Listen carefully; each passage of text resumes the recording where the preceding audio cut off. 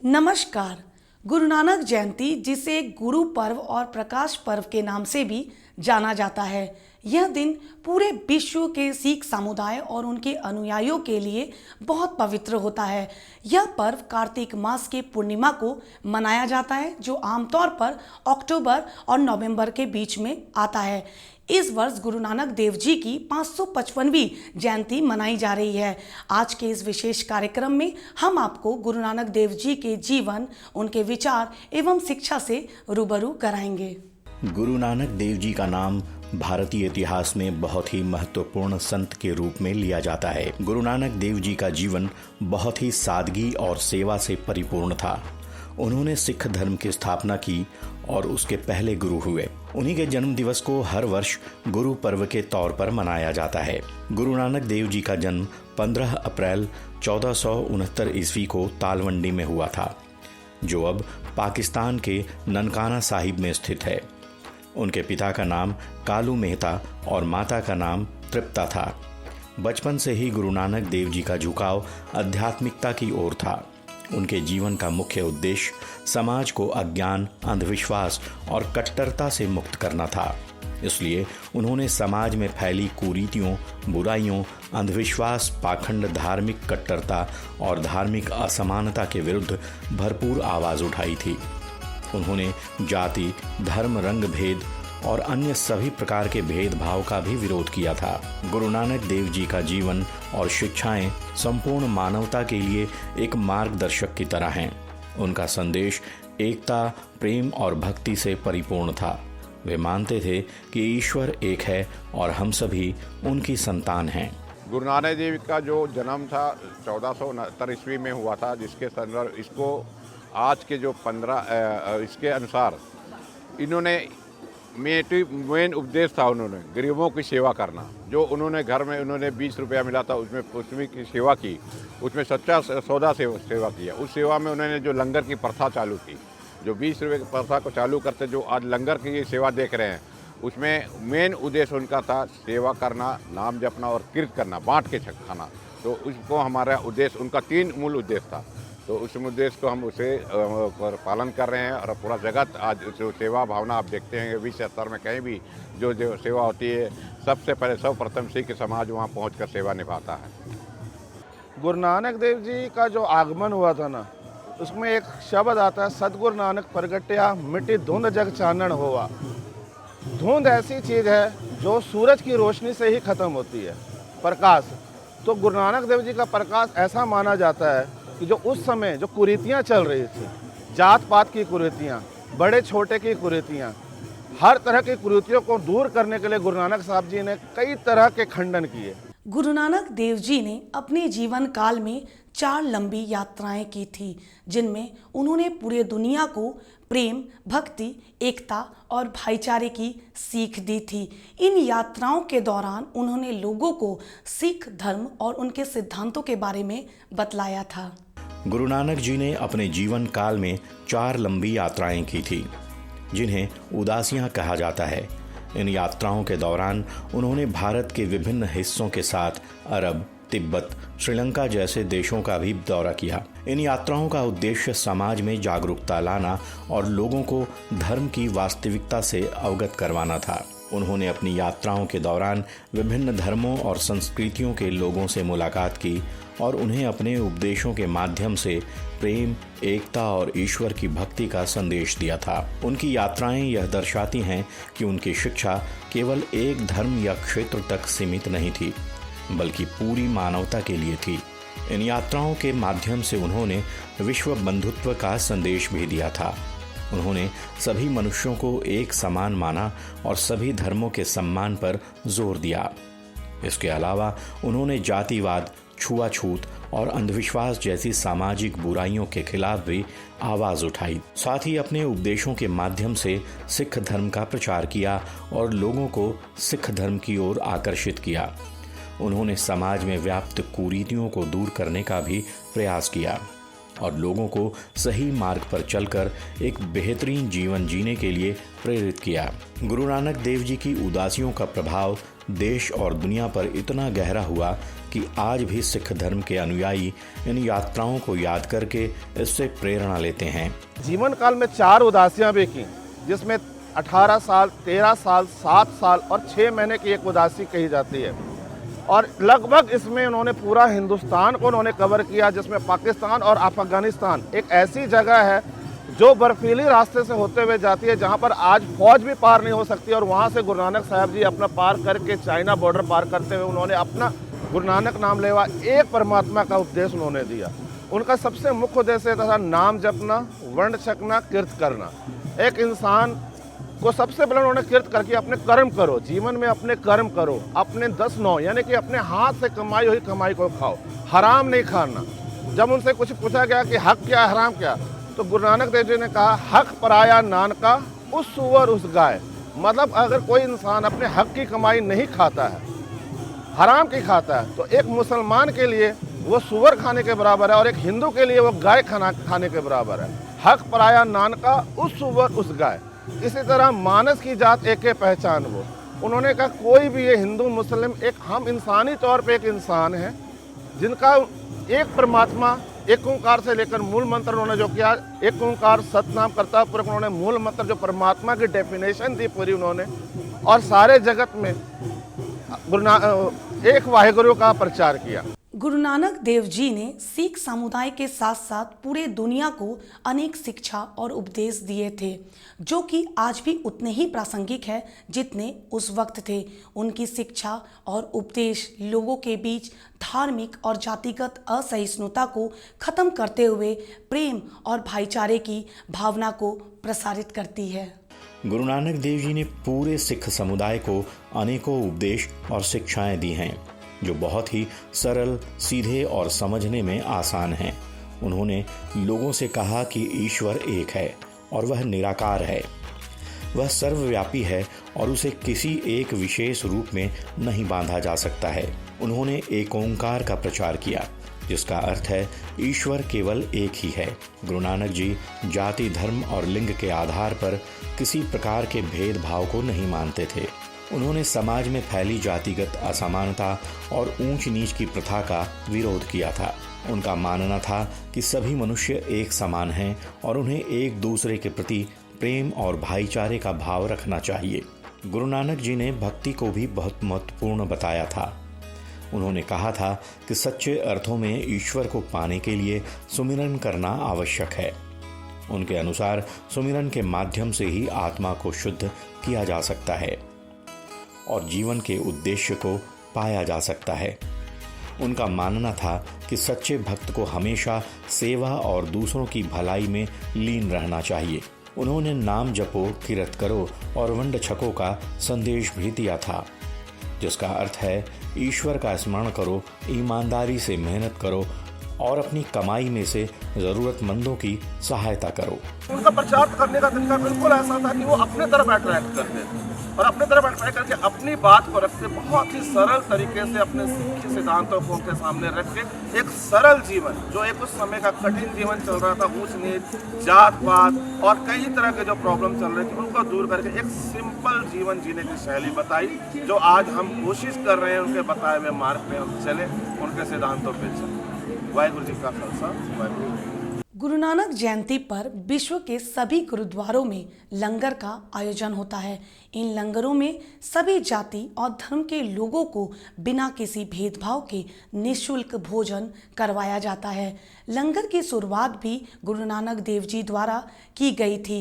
उनका मानना था कि लंगर में साथ बैठकर खाने से जहां लोगों की भूख मिटेगी, वहीं उनके बीच भाईचारा भी बढ़ेगा। गुरु नानक देव जी ने लंगर के परंपरा की भी शुरुआत की थी, जिसका उद्देश्य समाज में सभी वर्गों को एक साथ लाकर उन्हें प्रेम और समर्पण की भावना में बांधना था। लंगर में किसी जाति, धर्म या वर्ग का भेदभाव नहीं होता है। सभी लोग मिलजुल कर भोजन करते हैं। लंगर न केवल भौतिक भूख मिटाता है, बल्कि सामाजिक एकता और समानता का भी प्रतीक है। इसमें सभी को एक ही थाली में भोजन दिया जाता है, चाहे वो किसी भी जाति, धर्म या सामाजिक स्थिति का हो। लंगर सामाजिक भेदभाव को तोड़ने और सभी को एक समान मानने का संदेश भी देता है। लंगर में बैठकर लोग एक दूसरे के साथ भोजन करते हैं और आपस में बातचीत करते हैं। इससे विभिन्न समुदायों के लोगों के बीच भाईचारा बढ़ता है। वहीं लंगर बनाने और परोसने के लिए अनेक स्वयंसेवक खुद ही इच्छा से भाग लेते हैं। इससे सेवा की भावना विकसित होती है और समाज को सेवा के महत्व समझ में आता है। लंगर के माध्यम से अन्न के महत्व को भी बढ़ावा मिलता है। यह हमें सिखाता है कि अन्न को बर्बाद नहीं करना चाहिए और ज़रूरतमंदों के बीच बांटना चाहिए। इसके अलावा लंगर में भोजन करते समय गुरु ग्रंथ साहिब के कीर्तन का भी आयोजन किया जाता है। इससे लंगर में बैठे लोगों का मन शांत होता है और उनका आध्यात्मिक विकास होता है। आज भी दुनिया के सभी गुरुद्वारों में निःशुल्क लंगर का आयोजन किया जाता है, जो कि सभी के लिए खुला होता है और इसमें कोई भेदभाव नहीं किया जाता है। तीसरी पातशाही गुरु अमरदेव जी, हमारे जो थर्ड गुरु थे, वो उनके दरबार में अकबर बादशाह आया था। तो उन्होंने पहले उनको दर्शन नहीं दिए। उन्होंने कहा पहले पंगत में जाओ, पंगत यानी पहले लंगर छको, फिर हमारे दर्शन हो। लंगर का जो मेन मोटिव है, यहाँ पर किसी तरह का वो नहीं वो कि बड़ों के लिए एक अलग लंगर चल रहा है, छोटों के लिए अलग अलग चल रहा है, सिखों के लिए अलग चल रहा है या दूसरे धर्मों के लिए अलग चल रहा है, ऐसा कुछ नहीं है। जहाँ एक बड़ा बैठेगा वहीं एक छोटा बैठेगा, चाहे वो किस तरह का भी है। जो लंगर दाल प्रसादा किसी के लिए बड़े के लिए बना, जिससे ये होता है कि एक बराबर, जो गुरु नानक देव जी ने एक बराबर की बात कही। इसके साथ मैं एक साथ ये भी जोड़ना चाहूँगा कि गुरु नानक देव जी ने औरत और मर्द के बीच में जो उस समय का बहुत बड़ा फर्क था, औरतों को आज तक हिंदुस्तान में आज तक मैं बोलूँगा सही जगह नहीं दी गई है। तो गुरु नानक देव जी ने ये बात उठाई थी, सो क्यों मंदा आखिए जित जम्मे राजान, मतलब जिस औरत से बड़े बड़े राजा, बड़े बड़े पैगंबर, बड़े बड़े संत पैदा हुए हैं, उस औरत को आप क्यों खराब बोलते हो। तो औरत भंड जम्मिए भंड निमिए भंड मंगल व्याहो, जिस औरत के साथ हम शादी करते हैं, जिस औरत के साथ हमारा वंश बढ़ता है, जो औरत हमारे घर को संभालती है, उसको क्यों बुरा कहा जाता है। और औरत और मर्द के बीच के फर्क को भी उन्होंने दूर करके एक सामाजिक की जो भी कुरीतियाँ थी उस वक्त, हर तरह की कुरीतियों को दूर करते हुए और बहुत ही एक सिंपल सिटी, नाम जपो, वर्ण छपो, कीर्त करो, ये 3 मुख्य उद्देश्य देते हुए जीवन सिद्धांत के साथ सिक्की के साथ चलने का उपदेश दिया। गुरु नानक जयंती का दिन विशेषकर सिख समुदाय के लिए बहुत ही पवित्र और महत्वपूर्ण होता है। इस दिन लोग गुरु नानक जी के शिक्षा और उपदेश को याद करते हुए अनेक कार्यक्रम करते हैं। नगर में प्रभात फेरी निकाली जाती है, भजन कीर्तन होते हैं, लंगर का आयोजन किया जाता है। कुल मिलाकर यह दिन पूरी तरह से गुरु नानक देव जी को समर्पित होता है। गुरु नानक देव जी की जयंती पर मनाया जाने वाला गुरु पर्व सिखों और अन्य लोगों के लिए बहुत ही महत्व रखता है। यह श्रद्धा का दिन होता है जो कि गुरु नानक देव जी की समानता, विनम्रता और ईश्वर के प्रति समर्पण की शिक्षा का बोध करवाता है। यह त्यौहार एकता, सामुदायिक बंधन और अंतर धार्मिक समझ को बढ़ावा देता है। वहीं निस्वार्थ सेवा का यह कार्य इस समारोह का असल उद्देश्य है, जो गुरु नानक देव जी की न्याय, सद्भावना, भक्ति और भाईचारे की शिक्षा को प्रतिबिंबित करता है। गुरु पर्व गुरु नानक देव जी के जीवन और शिक्षाओं के प्रति गहरी श्रद्धा और श्रद्धांजलि का दिन होता है, जो गुरु ग्रंथ साहिब में समाहित गुरु नानक देव जी की शिक्षाओं का गहन आध्यात्मिक ज्ञान प्रदान करवाता है। गुरु पर्व सिखों के लिए इन शिक्षाओं पर विचार करने और आध्यात्मिक ज्ञान प्राप्त करने का समय होता है। यह त्यौहार सिखों और अन्य लोगों को एक साथ लाता है, साथ ही विभिन्न समुदायों के बीच एकता की भावना को बढ़ावा देता है। गुरु पर्व विभिन्न धर्मों के लोगों को सिख धर्म और उनके सिद्धांतों को जानने तथा धार्मिक सद्भावना में योगदान देने का अवसर प्रदान करता है। इसलिए गुरु नानक जयंती के दिन पूरे विश्व में सिख समुदाय के साथ सभी समुदाय के लोगों के लिए अत्यंत महत्वपूर्ण होता है। इस दिन सिखों के द्वारा विशेष रूप से गुरुद्वारों में भजन कीर्तन, अखंड पाठ और प्रभात फेरियां निकाली जाती हैं। प्रभात फेरियां सुबह सुबह गुरुद्वारों से शुरू होती है, जहां से श्रद्धालु गुरु नानक देव जी के भजनों और गुरबानी का पाठ करते हुए नगर में यात्रा करते हैं। हमारे गुरुपुरब के पहले अखंड पाठ या सहज पाठ रखा जाता है, जिसकी समाप्ति गुरुपुरब वाले दिन होती है। उससे पहले हर जगह के हिसाब से कहीं 5 दिन, कहीं 10 दिन, कहीं 15 दिन की प्रभात फेरियाँ होती हैं।